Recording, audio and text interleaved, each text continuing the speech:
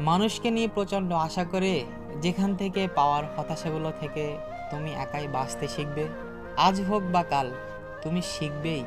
বারবার হোঁচট খেয়ে পড়ে যাওয়ার পরও একদিন তুমি টের পাবে তুমি কারো হাত ধরে ওঠার জন্য অপেক্ষা না করেই নিজে নিজেই ওঠার চেষ্টাটা করেছ।